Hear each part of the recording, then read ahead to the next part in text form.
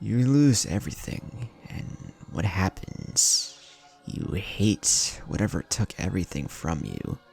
People can lose everything, anytime, any day. But what happens when that someone who loses everything is a world-famous superhero, one that is beloved by millions? When Spider-Man loses everything, that is something those who took it from him should fear with their very lives. Our story starts in the lit-up city of New York City at nighttime. Spider-Man swings from building to building, doing his daily night patrol throughout the city. Everything is normal, and as it should be, until Spider-Man feels his spider sense tingling and dodges just in time. As a bolt of electricity comes surging through the air, he lands in a building safely and looks at his attacker, recognizing him immediately as Electro. "Damn you, Bug. I'll fry you with the next one," Electro spat. In response, Spider-Man, or Peter, spoke. "Sorry, Mr. Lightbulb, but that's not happening." "Are you sure about that, Bug Boy?" Someone spoke until a blast of sand shot from the distance towards Peter, who luckily dodged just in time. "Ah, Sandy, old buddy. How are ya? It's been a while," Peter taunted him. Just then, a tentacle shot from behind him towards his back, but yet again, Peter dodged, and out appeared Dr. Octopus. What's up, Doc?" Peter taunted Octavius. "Yes, keep throwing those quippy remarks, my dear arachno friend," Doc Ock responded. "So, where's the other three? Thought the cavalry was gonna arrive," Peter told him. Doc Ock spoke back. "The others are busy with the important job our employer gave us, and we're here to keep you busy, Mr. Parker." At him speaking his name, Peter looked utterly shocked beyond disbelief.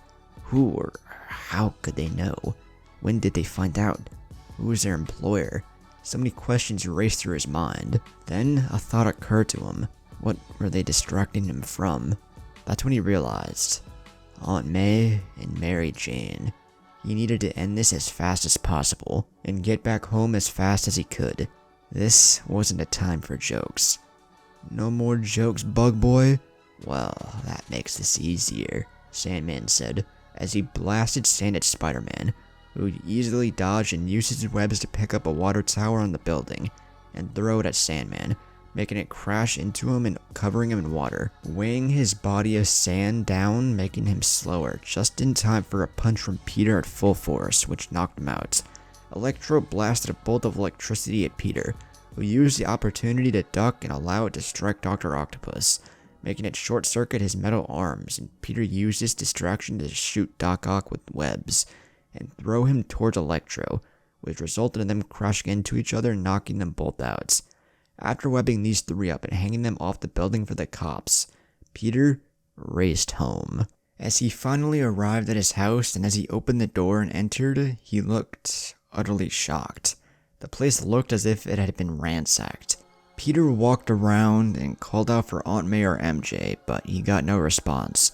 As he continued his trek, he heard a noise coming from the living room, and as he entered, he saw the horrific scene that shattered his world. Aunt May and Mary Jane, both on the floor, unmoving, covered in a pool of blood. Peter ran up to them and immediately started to try and wake them up. Aunt May had a look of horror on her face, as well as a hole through her chest. Peter's hands were covered in her blood. Peter tried moving MJ, but she barely opened her eyes and was able to say a few things. "Peter, they attacked us. Three of them. I'm sorry, Pete. I love you." And with those words, Mary Jane Watson was no more. Peter could only look in sheer horror. MJ, come on. No, Aunt May, no. MJ, come on, I love you too, and I always will. No, how could this happen? I'm supposed to be the one who protects you. With great power comes great responsibility, and it was my responsibility to protect you, and I failed, just like Uncle Ben.